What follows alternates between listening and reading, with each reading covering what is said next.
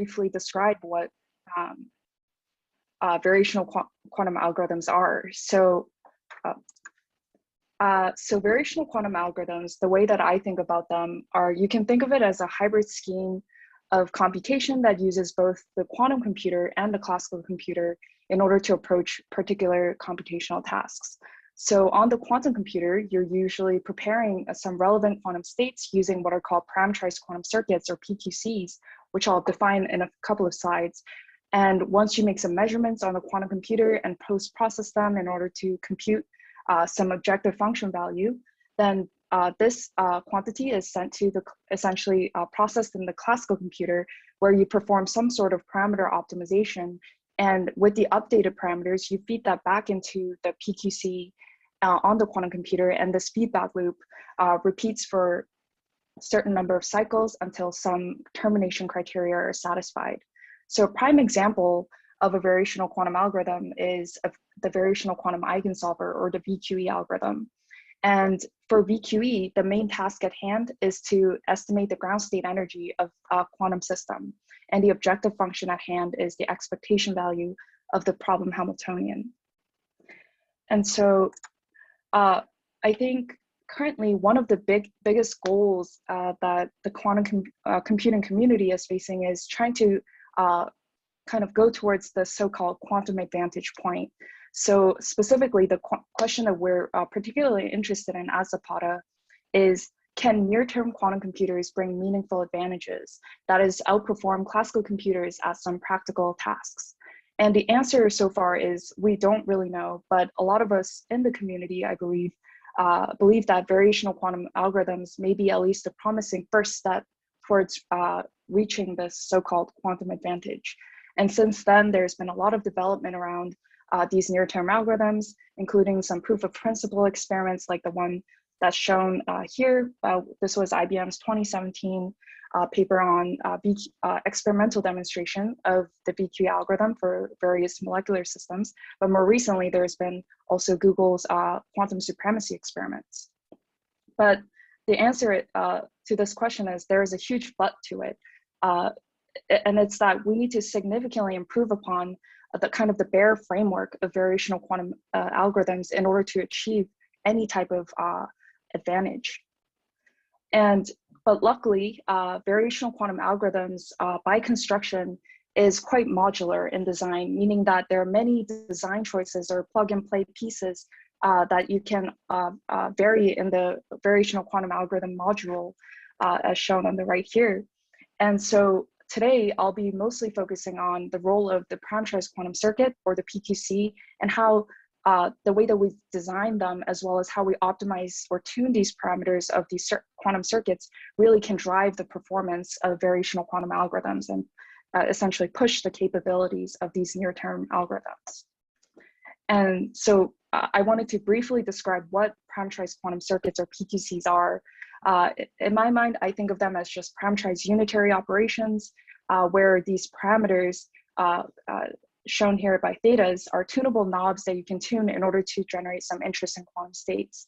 And in literature, PQCs are also sometimes called variational circuits or quantum neural networks, depending on the application at hand. If your application involves some sort of learning over some set of data, then these circuits are often called quantum neural networks. And from literature, it's been shown that the way that we design and structure these circuits, as well as how we optimize or tune their parameters, are crucial to the overall algorithm performance.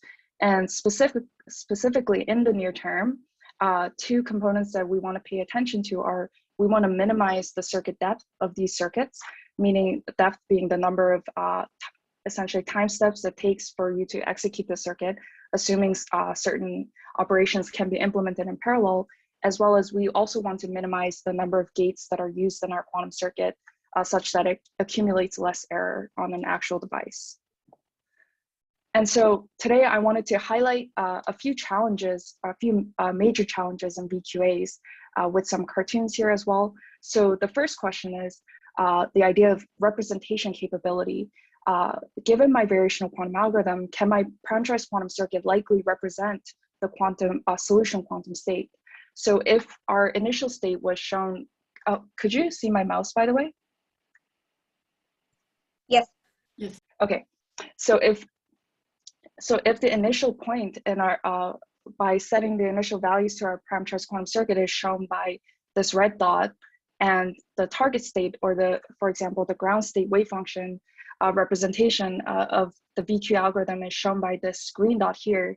And if the region of the Hilbert space that you can explore using your circuit is limited to this green region right here, no matter how robust your optimizer is, and no matter how hard you tune these parameters, you're just never going to really reach the target state that you're aiming for. And so this representation capability really drives the performance of variational quantum algorithms. And secondly, assuming that your circuit can represent the solution quantum state, there are various ways to go from your initial state to the target state. And ideally, we want to efficiently reach the solution state, because this efficiency translates to experimental time, for example. And lastly, another aspect that's related to optimization is effective initialization. So depending on where you start your, for example, VQE optimization, you can really gain a lot of performance by starting at a more favorable spot. And so these will be kind of the 3 parts of my talk today. And I'll go over our approaches one by one. Was there a question? No. Yeah, maybe I can very quickly ask a question. So you're using the word efficiently here. And, you know, in computer science, we usually think that this is polynomial in input science, in input science. So are you meaning, what exactly do you mean by efficient in this context? Yeah, so it's not so, I'm not being so precise in terms of the language in computer science, but efficiently for me means you can, for example, like your VQ optimization for a modest size problem doesn't take, for example, days for the circuit optimization to converge, for example. Ideally, you want to get your solution in a reasonable time in a reasonable number of function evaluations. Does that answer your question? Yeah, thank you. So you mean basically, you know, fast enough for the application that you care about. Right, right. So then the first section of the talk is thinking about how to characterize parameterized quantum circuits. That is answering the question of, can my quantum circuit likely represent the solution state? And so before diving into how we might characterize parameterized quantum circuits, I wanted to kind of have an overview of what PQCs exist out there today. And depending on the application that you're interested in, for example, for applications in chemistry, there are established or more problem-inspired ansatz or parameterized quantum circuits like the unitary coupled cluster circuit, which is effective for describing the ground state energy of particular molecular systems, but the depth of this circuit can be quite high, which prohibits us from implementing these ansatz for on near-term devices. On the other hand, because of that, there was kind of a new wave of ansatz called hardware efficient circuits that have way lower depth, but are a little less problem inspired. And today, one of them that I'll go over is the so-called low depth circuit ansatz, or the LDCA, which I'll describe more in detail later. And in more recent applications of quantum computing, such as quantum machine learning, these circuits are definitely much less problem inspired. So what you would usually do is take a predefined circuit template with kind of these empty gate slots, but you kind of reserve these gate slots for example, 2 qubit gates and single qubit gates. And you populate these gate slots from some set of gates that are perhaps native to your hardware. And so given a variational quantum algorithm instance, there's clearly a ton of choices of PQCs that you can choose from. So then a natural question to ask is, what makes an effective PQC? And I'd say that this is a really broad and perhaps really difficult question to answer. So I tried to approach this by kind of breaking this down into sub-questions. So number one, can we first even distinguish or compare among these PQC structures? And number two, if we can distinguish them, then can we rule out PQCs with limited capabilities? And once we can do that, then maybe it is possible to identify at least a good or a better circuit choice for a specific application that you have in mind. And so today I'll try to approach the first 2 questions, and the approach would be is by developing easily computable and problem-independent descriptors or quantities that can help characterize and distinguish among PQCs. So while we came up with several descriptors, the one that I'll go over today is this idea of expressibility, which tries to answer the question of how well can a parameterized quantum circuit generate states from the Hilbert space. So for example, given the scale of low to high expressibility, I'll first go over a demo that consists of single qubit circuits, just to kind of motivate the idea. And so on the left side, we have something called the idle circuit, which applies essentially the identity gate to the 0 state. So no matter how many times you execute the circuit, the output state of the circuit would just be the 0 state.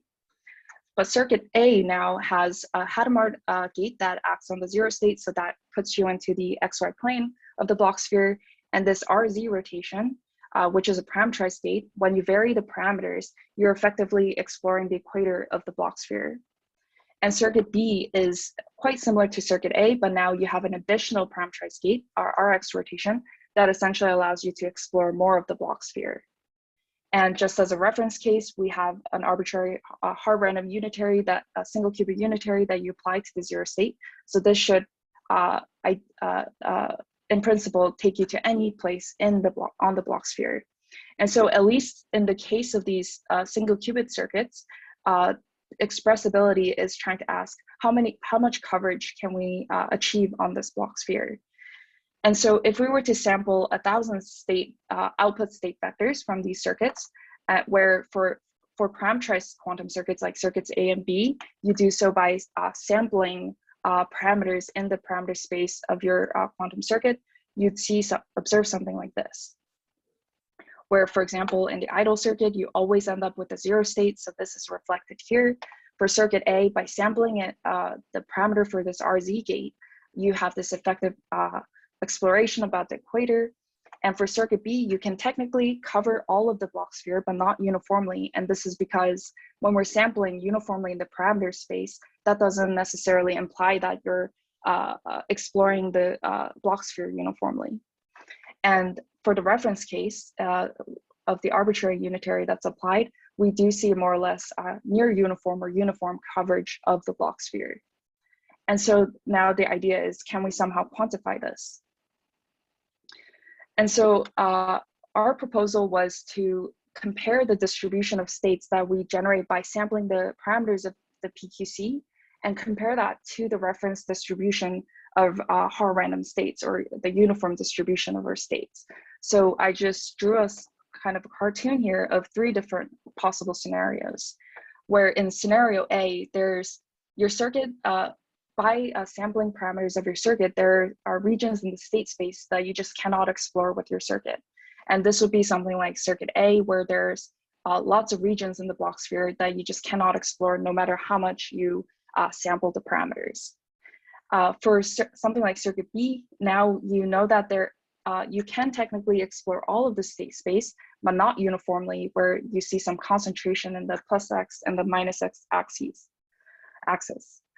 And the last case of the arbitrary unitary that's applied to the 0 state, this more or less is a uniform or near uniform distribution in the state space. And so mathematically, what we wanted to do is compute the deviation from the Hart integral, which is like comparing the statistical moments of these 2 distributions. And so what we computed was the square of the Hilbert-Schmidt norm of this matrix A. And when we expand out this expression, it turns out that we can express each of the terms as what are called frame potentials, which is defined by F here. And in literature, these frame potentials are also referred to as probes of randomness because of the property that the teeth frame potential is minimized if and only if your ensemble of states forms a state T design. But when I also closely looked at this expression, I interpreted this as the teeth frame potential being the teeth moment of the distribution of state fidelities, or the squared overlap. And so in order to essentially compare these two distributions, we thought of, okay, maybe we can compute the resulting probability distribution of fidelities or squared overlaps and compare that to this distribution of squared overlaps for the Haar random states. And so in practice, this is what we did, where in order to quantify expressibility using classical simulations, you first select a circuit that's parameterized by this data. So in the case of circuit B, you have two parameters here, and you're going to uniformly sample pairs of parameter vectors and simulate their corresponding output states and compute the squared overlap or the fidelity between these pure states. And you're going to repeat this to collect m samples of these squared overlaps. And so what you're doing is trying to come up with the sample distribution of these fidelities. And fortunately, it turns out that the distribution of state fidelities for the Haar random states, the PDF of this distribution is analytically known, where D is the system size.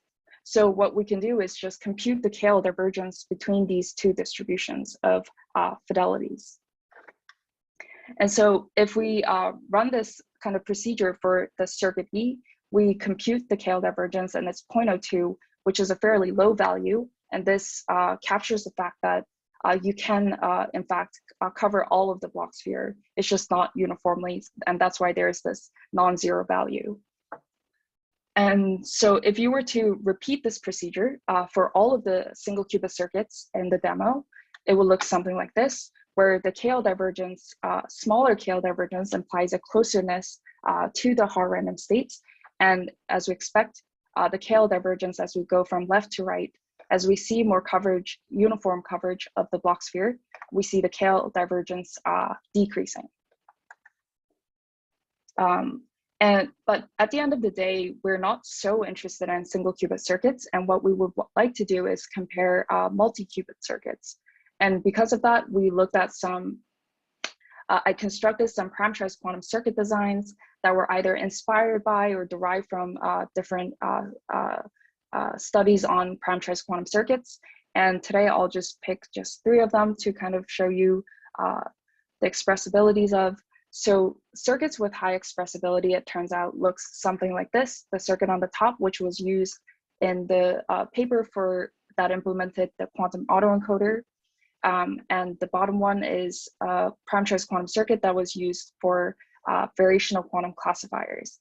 And so these 2 circuits have fairly low KL divergences, but you also note that it's maybe not sufficient to have just high expressibility or low KL divergence, because this top circuit is quite costly to implement on near-term devices due to the gate count, as well as the number of long-range 2-qubit gates. So if you can kind of pay the price in terms of having less expressibility, but essentially have a circuit that has fewer gate count and fewer 2-qubit gates, maybe the circuit on the bottom can be a cheaper alternative that you can try on your variational quantum algorithm instance.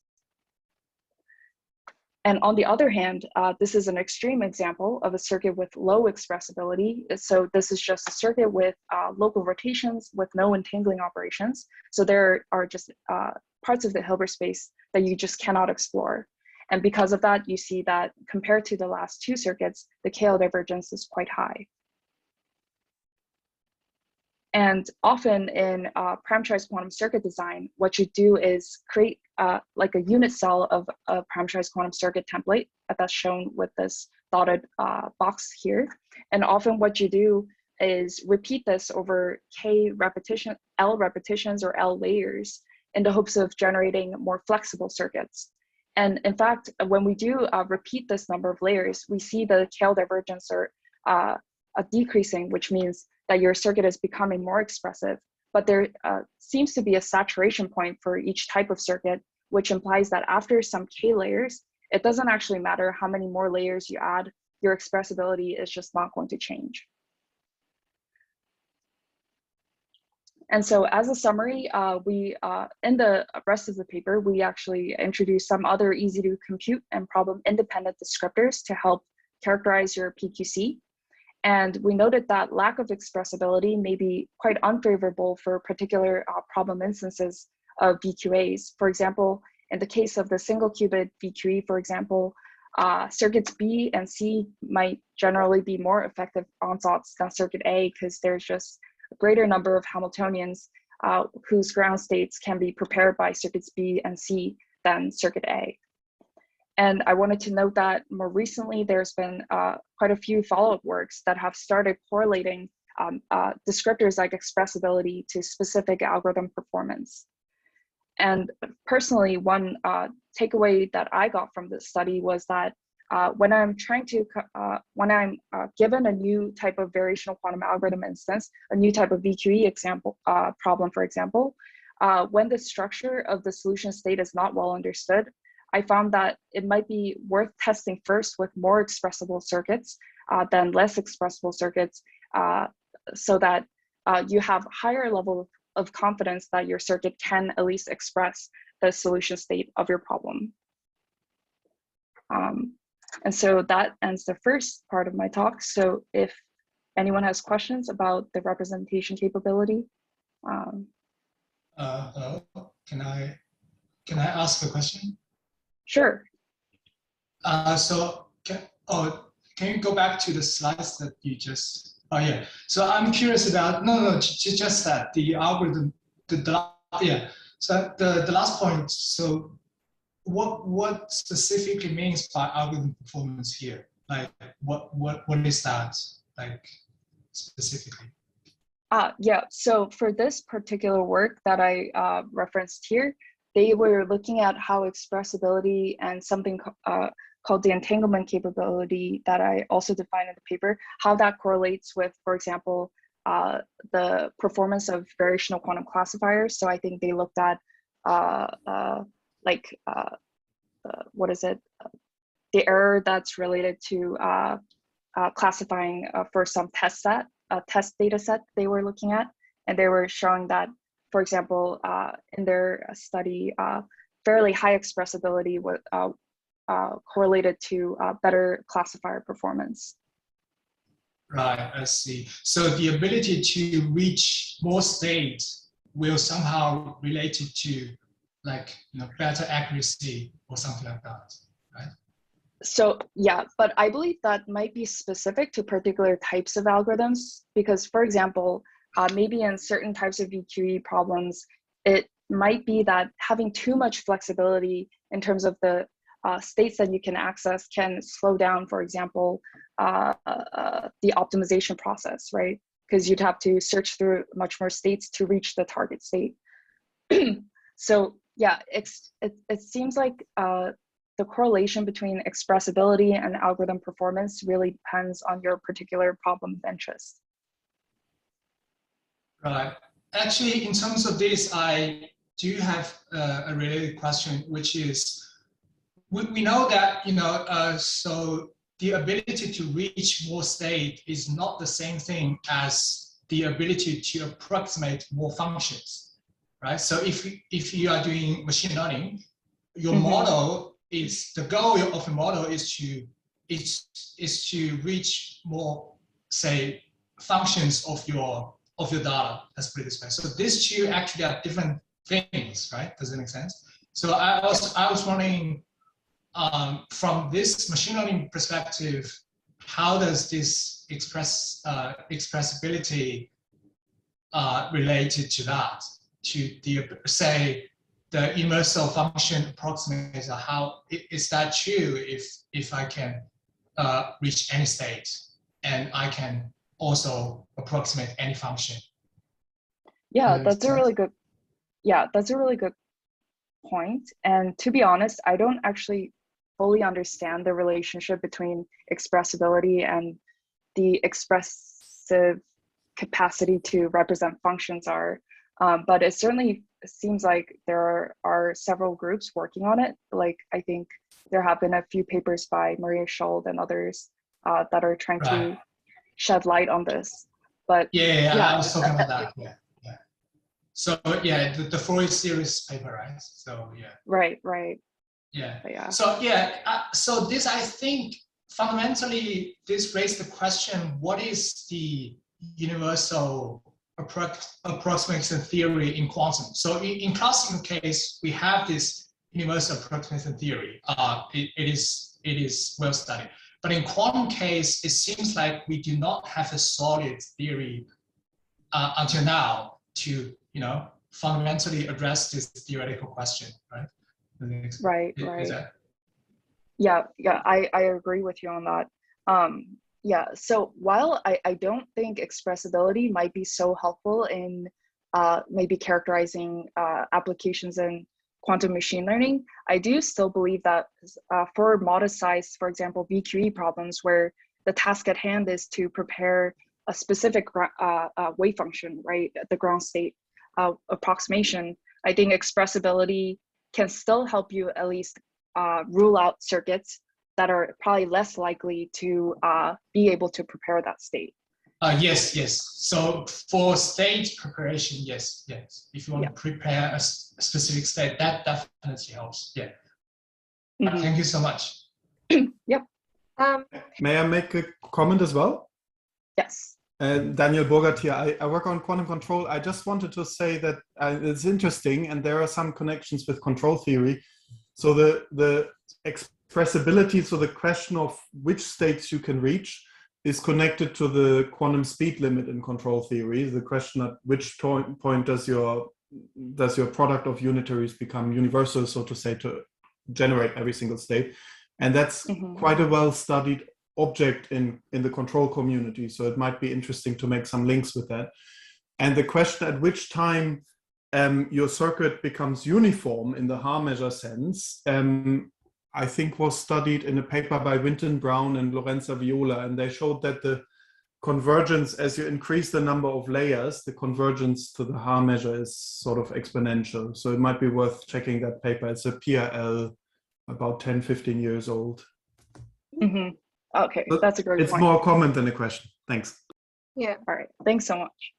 Yeah, maybe I would add that this convergence also comes up when people look at generating exact and approximate T designs, and they are looking at the relationship between T and the depth. This was work by Lowe and Emerson and Harrow, I think, also worked on this. So Hannah, did you look at all at the these exact constructions for T designs? Or Yeah, so I have to say I've looked at actually the papers that you and sorry, I forgot his name. Daniel mentioned. But right, these circuits are rather looking at kind of not parameterized quantum circuits per se, but they're looking at random or approximately random quantum circuits. And so the approach that we took, we were actually inspired by those works because we were like, okay, can we use tools from essentially studies that looked at pseudo-random or random circuits in order to say something about the capabilities of parameterized quantum circuits. So you could think of expressibility as our attempt to use the same type of math and the framework that they used and bring that over to the parameterized quantum circuits in the hopes of having some way to distinguish among two different or many different parameterized quantum circuit structures. Oh, thank you. Yeah, this is like a point. Yeah. Okay. If there are no more questions, I'll move on to the second part, which now, assuming that your circuit is sufficiently expressive, now the main question at hand is, can my circuit efficiently reach the solution state? And so, right. And specifically today, I'll be focusing on optimizing parameter-heavy and perhaps redundantly parameterized quantum states or the quantum circuits. And so I'll go over what this low-depth circuit ansatz is, or LDCA circuit is, as a case study. And in the original work that invented LDCA or proposed LDCA, this is a very highly kind of nested structured circuit, and it's been shown empirically that this PQC was quite effective at estimating the ground state energies of particular strongly correlated systems. And one kind of big highlight of this LDCA circuit is that the circuit depth scales linearly in the system size But the downside of this circuit is that it's very parameter heavy, where the number of parameters scales quadratically with system size.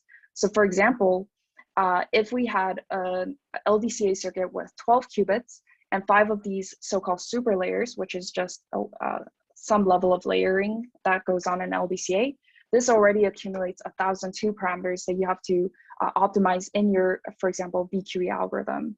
And compare that to the unitary coupled cluster circuit for estimating the ground state energy of lithium hydride, which is a 12 qubit problem. This only has 56 parameters as a comparison.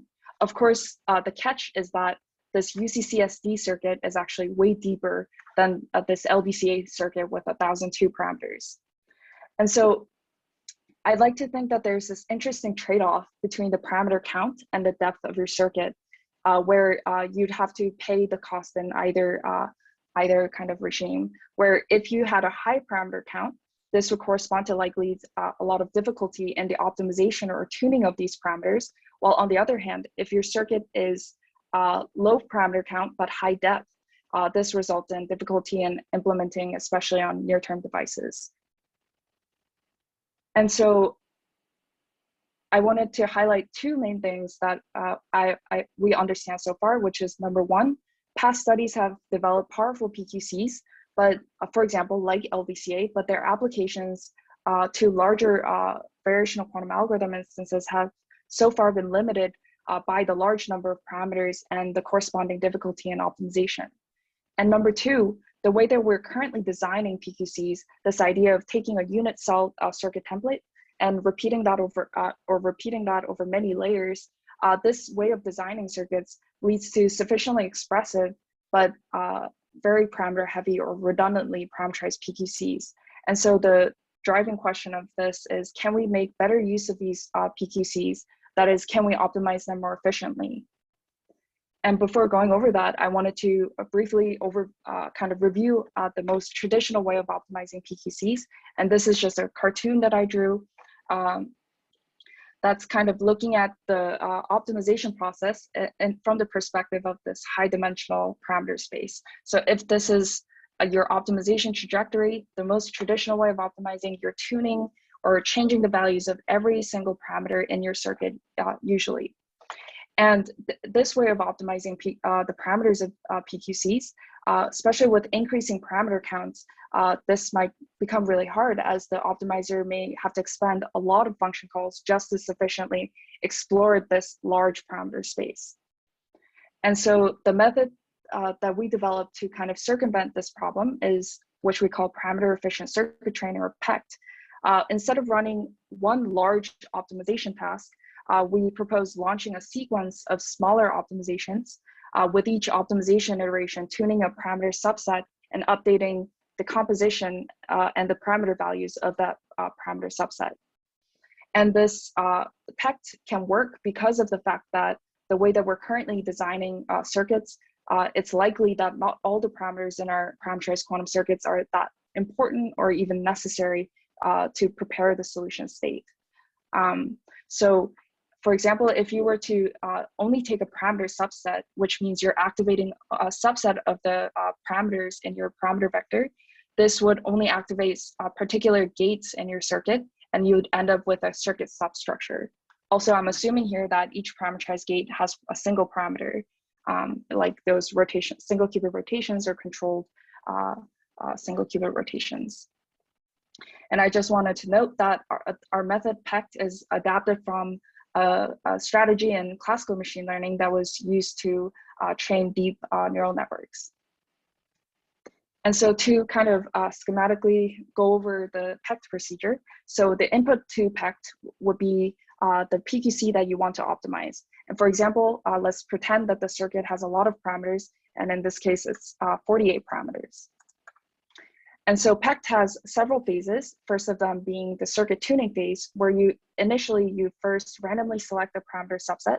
So you have this circuit substructure, and in this case, let's suppose that we choose 33 out of the total 48 parameters. And now you're going to tune or optimize these parameter values using your favorite optimizer of choice. And after you optimize the values of these activated gates, now you're going to take a look at each of the parameter values and prune or remove the parameters and their corresponding gates whenever they come sufficiently close to 0. And this is assuming that if we're using gates like the single qubit rotations or controlled single qubit rotations, if the angle is set at 0, this means that the circuit is just a trivial or the identity operation. So you can safely remove those parameters. And for example, in this case, say that we remove 5 of these parameters that are shown in red. And so because we remove 5, we're now going to add back 5 free parameters from different places in the circuits, in the free slots, that is, to keep the total subset size constant. So we're going to add back 5 parameters, which are shown in these dark green boxes here. And so after this procedure, the circuit would look something like this, where all the pruned circuits or parameters and their gates are removed, and the ones that were added are now activated. And now we're going to repeat this circuit tuning or optimization and reparameterization phases until some termination criteria are satisfied. And so what PECT is effectively doing is taking a large VQ optimization task and splitting it up. And what specifically is happening is we're adaptively finding an effective parameter subset or the corresponding circuit substructure. And so by the end of PECT, your output of the algorithm is PQC with optimized parameter values, but also with reduced circuit resources, because you're only at any point in the PECT optimization, you're activating only a subset of the gates or parameters in your circuit. And because of this, we say that this is probably a more noise resilient solution because it uses fewer gates, and usually you can, after recompilation, the circuit depth decreases. And so going back to kind of this cartoon of looking at the optimization path in this high dimensional parameter space, if your original or the traditional way of optimizing tuned all the parameters of your circuit, PECT is essentially going through sparse parameterization of your circuit, where at any point in this trajectory, you're only activating a subset of the gates in your circuit. And this schematic really shows why we specifically chose to adapt this method from classical machine learning, and it's because it's so well suited for quantum circuits, in that you can have reduced circuit substructure at any point in the optimization. So you never have to run the full circuit at any point. And so to showcase PECT, we ran some VQ optimizations.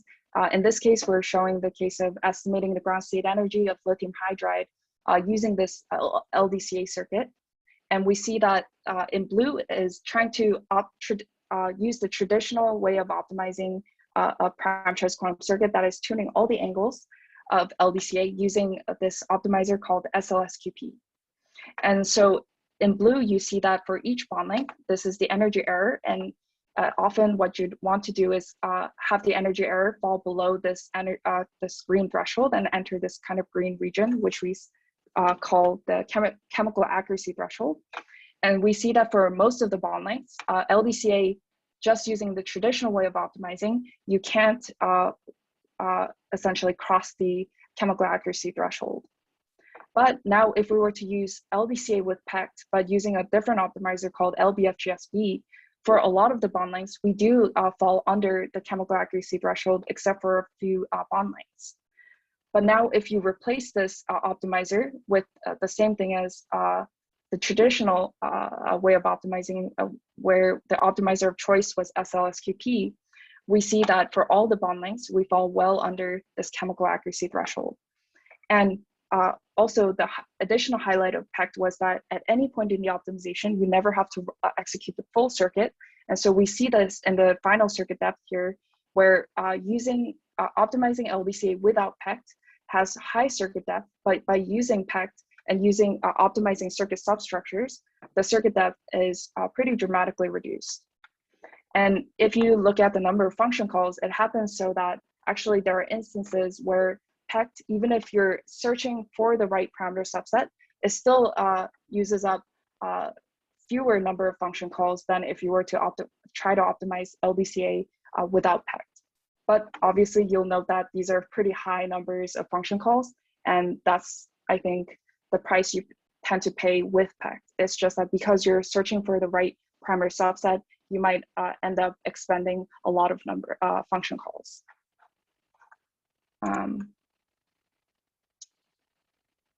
Okay, so there seems to be a question about could it escape the barren plateaus during training?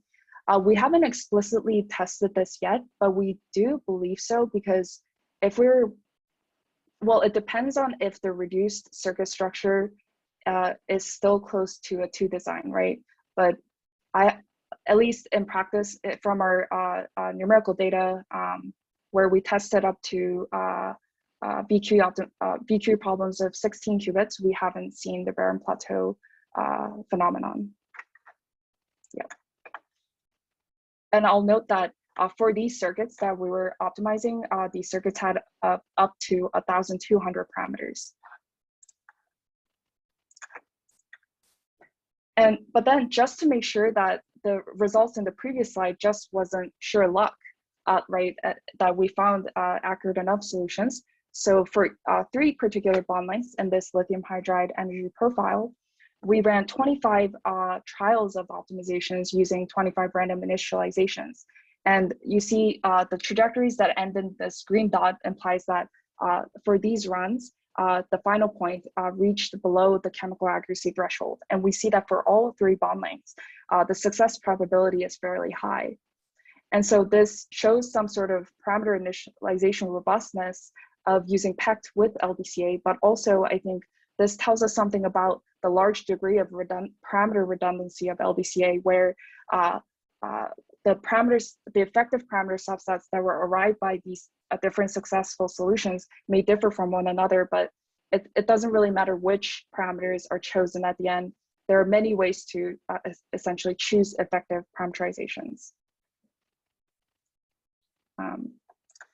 And so as a quick summary, PECT is a method that could be used for optimizing redundant and parameter heavy PQCs, where in cases like LBCA, where previously its application was severely limited by the parameter optimization step, we were able to approach larger problem instances using PECT. And more generally, using PECT, you may be able to optimize redundant circuits with hundreds or even thousands of parameters, while also reducing circuit resources because of the tuning of the circuit substructures. And so if anyone has a question on PECT.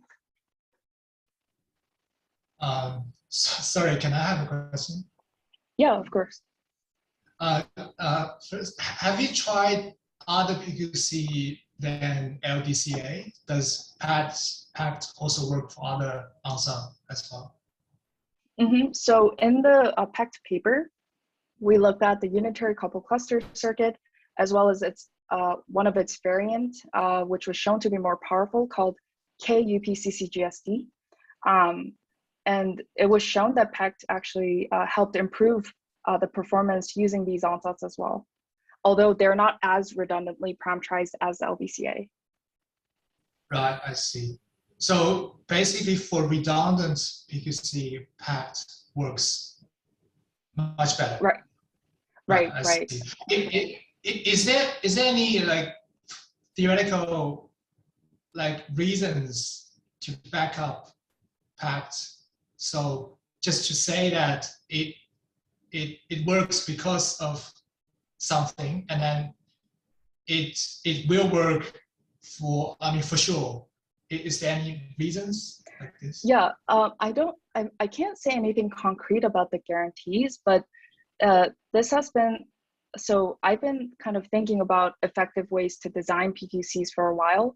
And for me, it was that, okay, coming up with an effective PQC from scratch tends to be very hard, because it kind of assumes that you know a lot of information about the structure of the target state, which we often don't know in the case of, for example, BQE.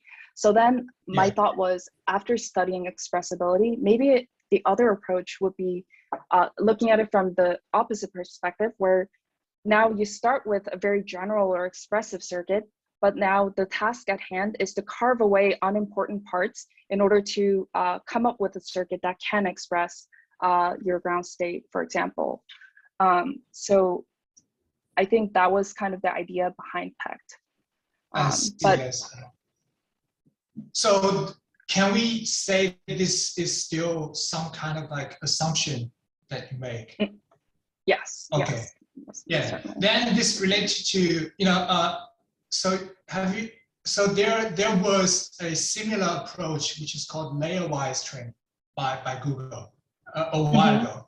So that one is like training layer by layer, which is looks similar, but after you explain your idea, is kind of like different.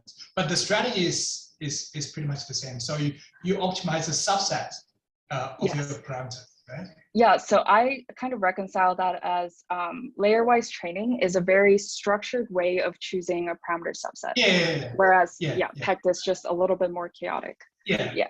But interestingly, later on, Jacob Biamonti writes a paper to prove that this assumption of layer-wise training is wrong. So he wrote a dedicated paper to prove that it's wrong, and he showed that numerically it doesn't work, I mean, most of the time. So yeah, that's why I was curious about, so when we make these kind of like assumptions, how do we make sure that it generalizes to a generic problem that is given to you? How do you make sure that the robustness that is performing well, to a new problem, for example?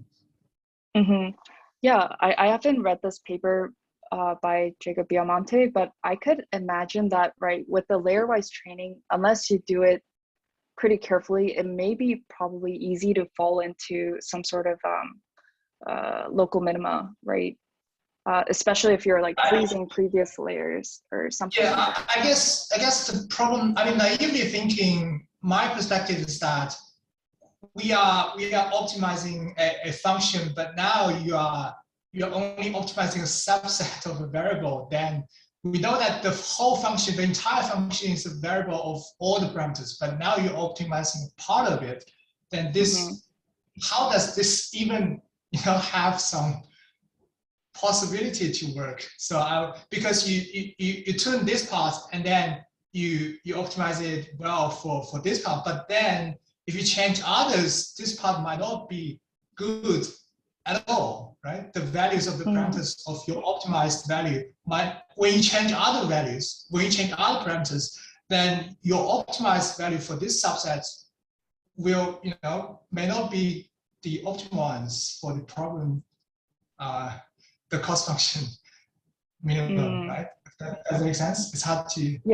Yeah, no, that does make sense to me. And I think that's why we made the assumption that, right, for strategies like PECT, it would probably work best in highly redundant cases, because if your parameterization is redundant, even if you like froze some of the parameters, you still at least have some chance of kind of making up for that and maybe perhaps getting out of that local minima.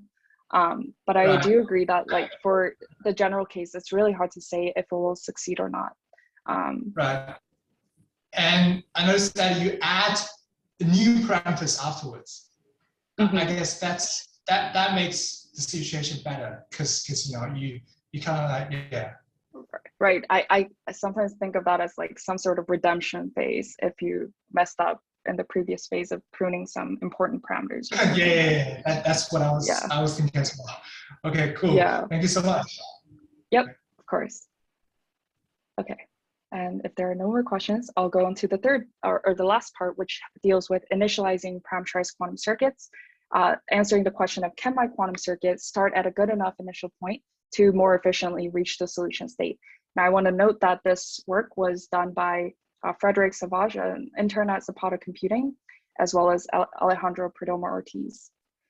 And so regarding parameter initialization, we really dealt with this problem of trying to learn good initial parameters from related problems. So as an example, say that you're given some sort of potential energy surface of a molecule, in this case, hydrogen, and you run PQE optimizations for particular bond lengths for some of the points in the potential energy surface. And given that you've accumulated a lot of these data on effective parameter values, then is it possible to guess what good parameters are for different parts of that potential energy surface, assuming that the forms of the wave functions don't change drastically. And that is, can we learn patterns among related problem instances? And at least the answer seems to lean towards yes, because in the last couple of years, there have been several papers that uses ideas in machine learning, as well as hybrid quantum classical algorithms that showed that it is possible to learn effective parameters for different parts, different unseen parts of the potential energy surface. And so in our work specifically, which we call a flexible initializer for PQCs, we offer another way of initializing PQCs in that manner, where you learn from some training set in order to initialize parameterized quantum circuits in different but related scenarios. And so what happens here is you encode each parameter of your parameterized quantum circuit into these vectors, which we call H's. So each parameter corresponds to an encoding vector called H. And so in this specific case, you have 6 parameters in your circuit, and that's why you have 6 H vectors. And each encoding vector, H, can contain information about the parameter itself, for example, where it's situated in the parameterized quantum circuit, for example, which qubit it acts on, which layer of the circuit it acts on, as well as information about the overall circuit itself, what is the general structure of that circuit, and lastly, it can also contain information about the cost function or the problem itself. For example, going back to the VQE problem, it could encode, say, the bond length of your problem of interest. And so then these fixed encoding vectors are then fed into a tunable decoder, which we call D, which is just a neural network that learns to output a scalar or the corresponding parameter value corresponding to this particular parameter. And during the training phase of FLIP, what the task is that the weights of the decoder are tuned or optimized in order to decrease the average loss over a training set of, say, related VQA problems. And so, and I wanted to note that, okay, well, if there are several methods for initializing PQCs already, why do we need a method like FLIP? And it's because unlike previous initialization techniques, FLIP can actually initialize parameterized quantum circuits with a greater number of parameters than the ones from the training set. So I'll kind of explain this more in detail in a couple of slides.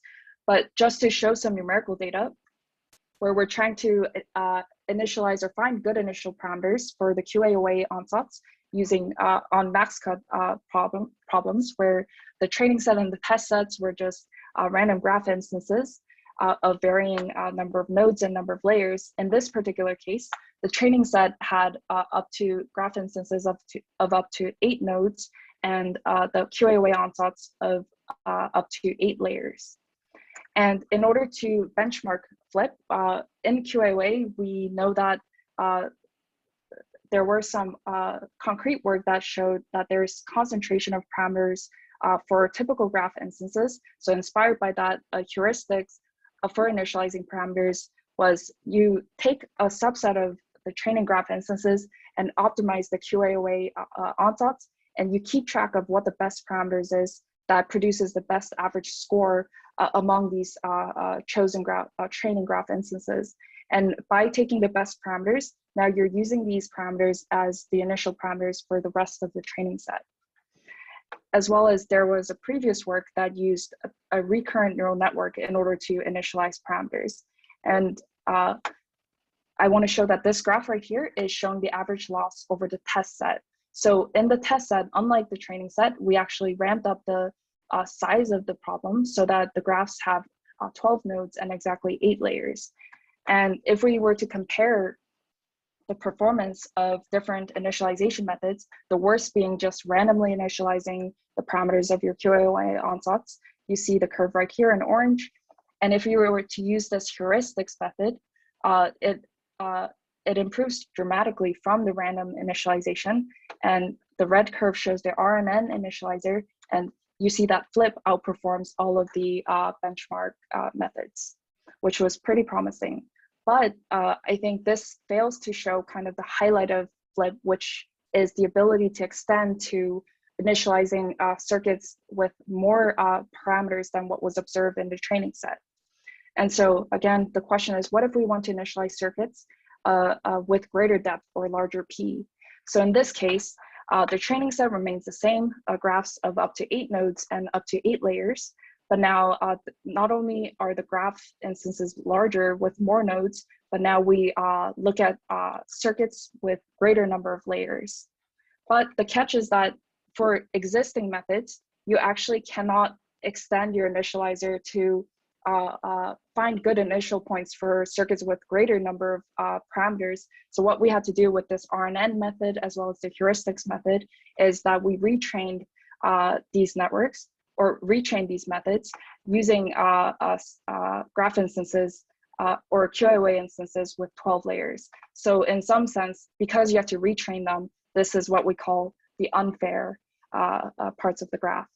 And we see that with Flip, which we didn't have to do any extra training, unlike the RNN method and the heuristics method, it's comparable and it's slightly better actually than the RNN method that was proposed a couple of years ago. And so we thought this was pretty neat to see, where we saw either better or comparable results without this extra training. And so this ability to extrapolate to a larger number of parameters. And so as a quick summary, Flip is a method for initializing PQCs corresponding to similar structures or problems. And from numerical data, we saw that Flip can improve the convergence of these PQC optimizations. And specifically, I like to think that the highlight effect is that it can be applied to initialize larger circuits, meaning not only problems of greater system size, but also you can extend to circuits of larger numbers of parameters.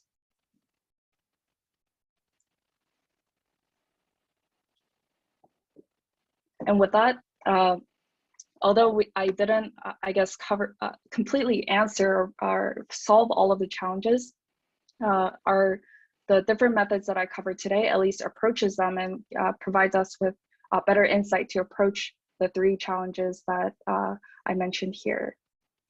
And so the last slide is a little bit speculative, but when I'm thinking about the path towards this so-called quantum advantage, today, the methods that I mentioned today are really about improving vanilla or the bare frameworks of VQAs.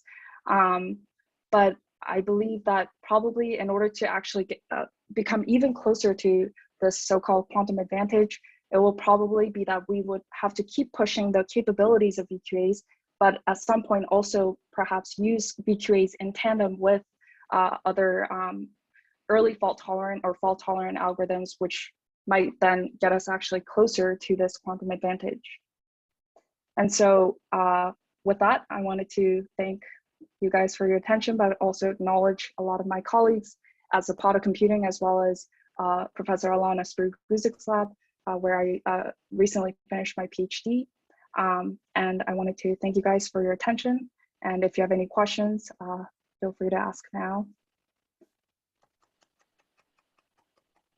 Thank you, Hannah. This was an excellent talk, and I think you did a wonderful job showing what are all the intricacies of designing these VQA circuits.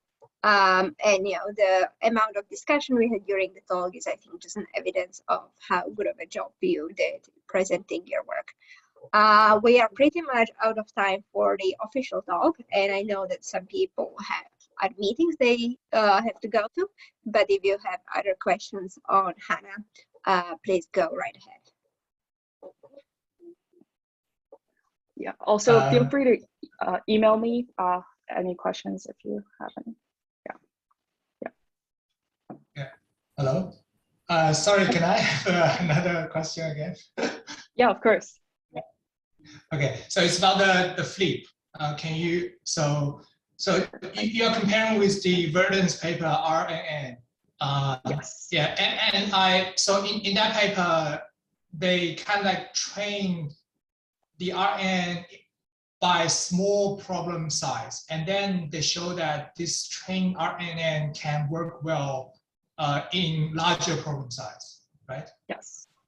Yeah, I was wondering, does Flip has this generalization ability as well, or it's not comparable? So, when you talk about problem size, I think that's reflected in this particular slide here. So you can increase the number of the nodes in the graph, for example. So that should not affect the number of parameters because P is just kept the same. It's just that the graph instance itself is larger. So in this case, both the RNN can be trained that way as well as Flip. But I think Flip then goes beyond that and is also able to initialize parameter circuits of greater numbers of parameters, which I believe the RNN method cannot do. I see. Great, great. Right.